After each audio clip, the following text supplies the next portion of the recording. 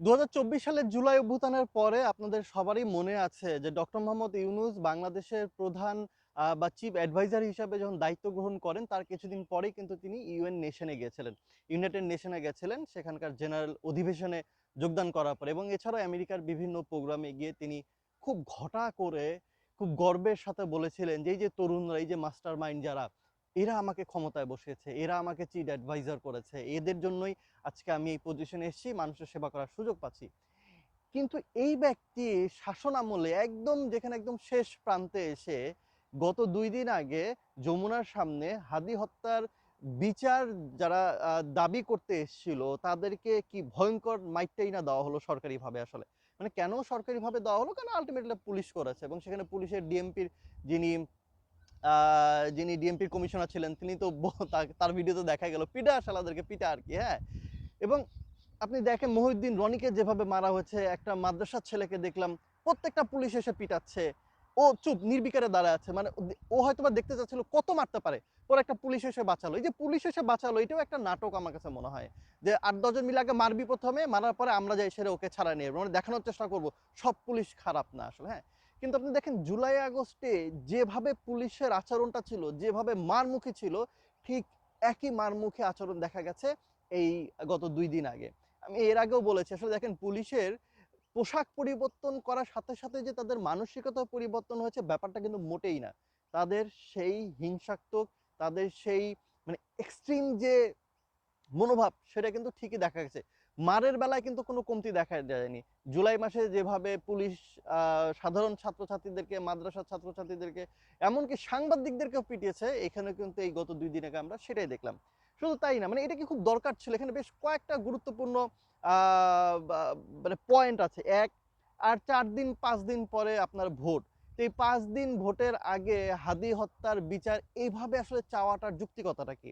মানে এটা কাদের আশকারাতেই মানে তারা নামলো। অবশ্যই হাদি হত্যার বিচার হতে হবে। আমরা সবাই চাই। আমরা সবাই চাই। কিন্তু তারা যেভাবে আসলে অ্যাপ্রোচ করছেন, না নির্বাচনের আগেই করতে হবে। ডক্টর মোহাম্মদ ইউনূস আপনি যাওয়ার আগে ফাঁসি দিয়ে যান, ব্যাপারটা এরকম। হ্যাঁ? আমার ১ম থেকে হাদি হত্যার বিচার কার্য বা তদন্ত সবকিছুতেই আমার যথেষ্ট আপত্তি আছে। মনে হচ্ছে একদম সবকিছু সাজানো গোছানো একটা নাটক হচ্ছে আরকি। স্ক্রিপ্টেড। কিন্তু প্রশ্ন হলো যে এই যে ৪-৫ দিন পরে যে কাঙ্ক্ষিত যে ভোট বাংলাদেশ সাধারণ মানুষের, যে গত দীর্ঘ ১৭ বছরের ফ্যাসিস্ট হাসিনার রিজিমের পরে সাধারণ মানুষ যে আনন্দ উৎসাহ নিয়ে ভোটের জন্য যেভাবে ভোটের মহাসড়কে সবাই এখন দৌড়াচ্ছে, সেখানে এসে এই শিক্ষার্থীদেরকে নিয়ে এই আন্দোলন করাটা বা বিচারের দাবি চাওয়াটা আসলে কতটুকু যৌক্তিক? নাকি এর পিছনে কারা কাজ করছেন? নাকি আসলে মূল উদ্দেশ্য মানে হাদি হত্যার বিচার চাওয়া না, মূল উদ্দেশ্য হচ্ছে একটা অস্থিতিশীল পরিবেশ তৈরি করা যেন এটা মানে দেশের মিডিয়া, বিদেশের মিডিয়াতে একভাবে যেন এটাকে ফলাওভাবে প্রকাশ করা যায় যে বাংলাদেশে সুষ্ঠু নির্বাচন হওয়ার মতন কোনো পরিবেশ নেই। কারণ কি? যে দেখেন ফুটেজ। কিন্তু এটা কেন এই মারামারিটা হলো, কেন পুলিশ এদেরকে মারলো সেটা হয়তোবা ফোকাস আসবেন। কিন্তু এই যে অস্থিতিশীল পরিস্থিতি এইটা কিন্তু আসলে খুব সহজেই আপনি প্রমাণ করতে পারবেন। এবং যারা এই কাজটা করতে চাচ্ছে তারা খুব সহজেই হয়তোবা সফল। অনেকেই বলছেন এটা এর পিছনে হয়তোবা আওয়ামী লীগের হাত রয়েছে। বিশেষ করে আ যে ইনকিলাব মঞ্চের যারা আছেন, যে সকল নেতারা আছেন তাদের ভিতরে একজন গুলিও খেয়েছেন দেখলাম আরকি। তো এদের একটা পক্ষ নাকি টাকা খেয়ে আসলেই এই আন্দোলনটা করেছেন। কিন্তু এটা কি করার কি খুব দরকার ছিল? এই আন্দোলন না করতেই পারতাম, ৭ দিন পরেই করতে পারতাম। নতুন সরকার আসছে তাদেরকে আরো বেশি চাপে রাখা যেত। তাদেরকে আরো বেশি আ চাপের মধ্যে রেখে, যেমন এই শেষ সময়ে ডক্টর মোহাম্মদ ইউনূস কিন্তু এইটা জাতিসংঘের মাধ্যমে এই হাদি হত্যার বিচারের যে অ্যাপ্রোচ সেটা কিন্তু তারা করেছেন। হ্যাঁ? তো এইভাবে আরো জোরালোভাবে এটা করা যায় বা করা যেত। কিন্তু এই সময়ে এসে এইটা করাটা, এই আন্দোলন বা রাস্তায় নামার যুক্তিটা কতটুকু? এটা হচ্ছে প্রশ্ন। নাকি যারা এর পিছন থেকে কেউ কলকাঠি নাড়ছেন যেন দেশের যে স্বাভাবিক অবস্থা, দেখেন কিছুদিন আগে ভারত কিন্তু নো ফ্যামিলি পোস্টিং ডিক্লেয়ার করেছে বাংলাদেশকে। মানে তাদের কোনো কূটনৈতিকের পরিবার এখানে থাকতে পারে। তার মানে তারা অলরেডি মানে ইন্টারন্যাশনাল মিডিয়া বলেন বা কূটনৈতিক মহলে বলেন তারা বোঝানোর চেষ্টা করেছে বাংলাদেশে এখন কোনো অবস্থাতে নিরাপদ না। কিন্তু যারা ঢাকায় আছেন, যারা বিভিন্ন জেলায় আছেন, আদৌ কি মনে হয় বাংলাদেশ অনিরাপদ? এই যে ঢাকায় কোটি, কোটি মানুষ প্রতিদিন সকালবেলা বেরোচ্ছেন, বিকালবেলা বাসায় ফিরছেন রাতের বেলা।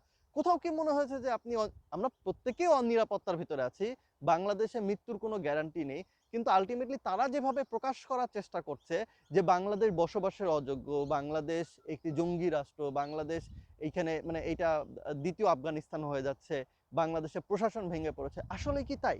আমার মনে হয় না। কিন্তু এটা এক প্রকারের গোটা বিশ্বকে বোঝানোর জন্য, যেভাবে ভারত বাংলাদেশকে নো ফ্যামিলি পোস্টিং ডিক্লারেশন করলো এবং তারপরে এই হাদি হত্যার বিচার এটা যদি আওয়ামী লীগের পক্ষ থেকে করানো হয় যে তোরা এটা বিচার চা, কেউ কেউ বলছে তারাই টাকা দিয়ে করিয়েছে এইটাকে এক প্রকার অস্থিতিশীল করার জন্য, নির্বাচনের আগে এই ধরনের একটা পরিবেশ তৈরি করার জন্য, যেন স্থানীয় মিডিয়া এবং ইন্টারন্যাশনাল মিডিয়াতে যেন এটা ফলো করে প্রচার করা যায়। কারণ দেখেন যে সামনে আর কয়টা দিন পরে নির্বাচন। তবে এইখানে একটা কথা যে আমি আসলে টাইটেলে যেভাবে বলেছি যে উম, যারা তাকে ক্ষমতায় বসলেন তাদেরকে তিনি মারলেন, তার মানে এইটা কি আসলে অন্যভাবে কি এটা ফয়সালা করা যেত কিনা, তাদেরকে ডেকে তাদের সাথে কথা বলে বা অন্য কোনো উপায় কি ছিল না এইভাবে না মেরে?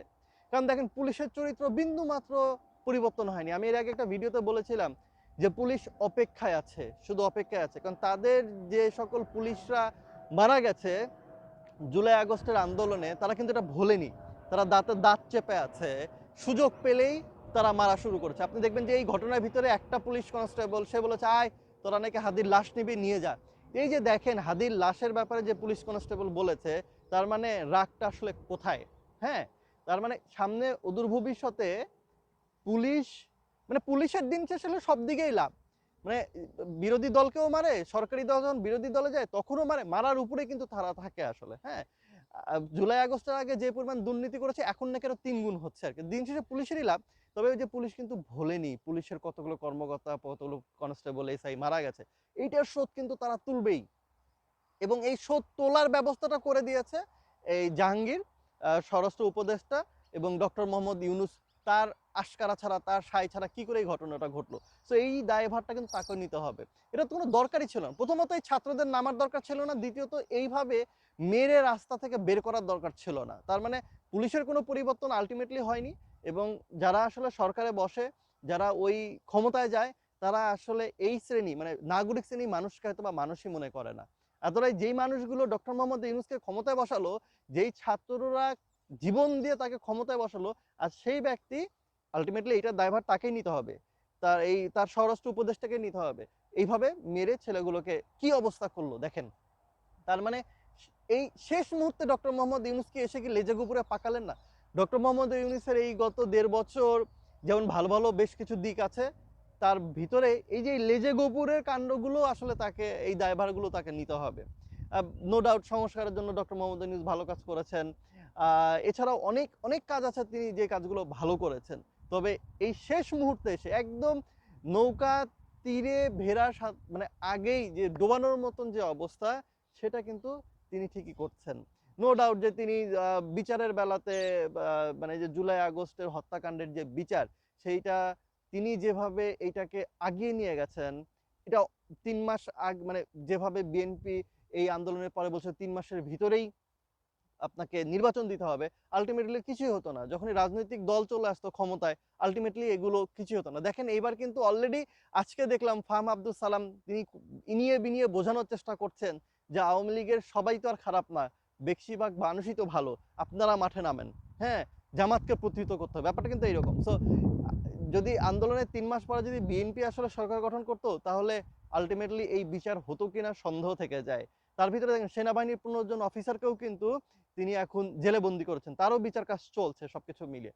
তো তারও ভালো দিক যে নেই তা না, তারও ভালো দিক আছে, কিন্তু আমার কাছে মনে হয় যে আসলে তিনি আরো ভালো কাজ করতে পারতেন। আমরা রাজনৈতিক দলগুলো তাকে আসলে তার এই সময়গুলো নষ্ট করেছি, বিভিন্ন জায়গায় বাধা দিয়েছি, এবং তাকে আমরা ভালো কাজ করতে দেইনি। তবে তার প্রতি যে আমাদের এক্সপেকটেশন ছিল, আমরা আসলেই মনে হয় যে আহ, অনেকটাই ডিসঅ্যাপয়েন্টেড। তার কাছে আমাদের এক্সপেকটেশন অনেক হিমালয় পাহাড় পর্বত সমান ছিল, কিন্তু আলটিমেটলি তিনি আসলে নিজেও কিছু করতে পারেননি। সেদিন তিনি রাষ্ট্রপ্রধান হয়ে বলতে পারেন না যে আমরা তো আসলে জালিয়াতির দিক থেকে দেশে সারা বিশ্বের চ্যাম্পিয়ন। হ্যাঁ, আমরা সবাই জানি, কিন্তু যখন একজন রাষ্ট্রনেতা যখন এইভাবে বলে, এইটা তখন আসলে এটা কথার কথা থাকে না, এটা তখন আর কথার কথা থাকে না। তো যাই হোক, আমার কাছে মনে হয়েছে যে আসলে যেই ছেলেরা জীবন দিয়ে তাকে ক্ষমতায় বসালো, তিনি এসে আবার পুলিশকে দিয়ে মারলেন। আগস্টের পরে আমরা চেয়েছিলাম পরিবর্তন। আসলে সরকার ক্ষমতার পালাবদল হলেও মানুষের মার খাওয়ার দিন হয়তোবা যায়নি। সামনে হয়তোবা মানুষকে আরো মার খেতে হবে। সাধারণ শিক্ষার্থীদের হয়তোবা রাস্তায় আরো মানে মার খেতে হবে পুলিশের হাতে। যদি যারা নতুন তরুণ যারা আছেন তারা এই যে যুদ্ধের মাধ্যমে যারা আসলে এই পর্যায়ে এসেছেন, নির্বাচনে লড়ছেন, তারা সংসদে গিয়ে যদি পুলিশের পুরো ব্যবস্থা যদি পরিবর্তন না করে এবং এই গত ১৭ বছরে পুলিশে আওয়ামী লীগের যে সকল আওয়ামীপন্থী যে সকল পুলিশ অফিসাররা বা কনস্টেবল বা এসআইরা আছেন, তাদের যদি পরিবর্তন না করা হয়, পরবর্তীতে যদি নতুন রিক্রুট না করা হয়, তাদের যদি সংস্কার না করা হয়, বাংলাদেশের সাধারণ মানুষকে সারা জীবনই পুলিশের মার খেতে হবে। কারণ পুলিশ তার ভাইদের রক্তের কথা কখনোই ভোলেনি, ভুলবেও না। সামনে বাংলাদেশি যারা ছাত্ররা আছেন, তরুণরা আছেন, আপনারা প্রস্তুত হয়ে থাকেন, সুযোগ পেলেই মার খাবেন রাস্তায় রাস্তায়। তবে আমরা এটার পরিবর্তন চাই। বিদেশি অনেক জাতের আমের নাম হয়তোবা আপনি শুনেছেন এবং তার ভিতরে একটি অন্যতম আমের নাম হচ্ছে চিয়াংমাই, যেটি থাইল্যান্ডের চিয়াংমাই এলাকাতে এই গাছটি প্রথম দেখা যায় এবং সেখানকার নাম অনুসারেই আসলে এই গাছটির নাম হচ্ছে চিয়াংমাই। দেশি জাতের আমের যে জাতগুলো আছে তার তুলনায় এই জাতের আমগুলো খুবই টেস্টি, খুবই রসালো এবং খেতে খুবই মজার। আমার পাশে যে গাছগুলো দেখছেন এগুলোর অ্যাভারেজ হাইট হচ্ছে 4 ফিটের মতন এবং এই গাছগুলো আপনি ছাদ বাগানের জন্য খুবই উপযোগী। আর আমার বাম পাশে যেই গাছগুলো দেখছেন এগুলোর হাইট মোটামুটিভাবে 5 ফিটের উপরে, 5 ফিট থেকে 6 ফিট আছে। এই গাছগুলো আপনি কমার্শিয়াল বাগান বা আপনার যদি পতির জমি পড়ে থাকে সেখানে আপনি এই গাছগুলো লাগাতে পারবেন। বাংলাদেশের যে কোনো প্রান্ত থেকে এই চিয়াংমাই জাতের আমের গাছ সংগ্রহ করার জন্য স্ক্রিনে দেখানো নাম্বার আপনি কল করে অর্ডার করতে পারেন। বাংলাদেশের যে কোনো প্রান্তে কুরিয়ারের মাধ্যমে এই গাছ চলে যাবে আপনার হাতে।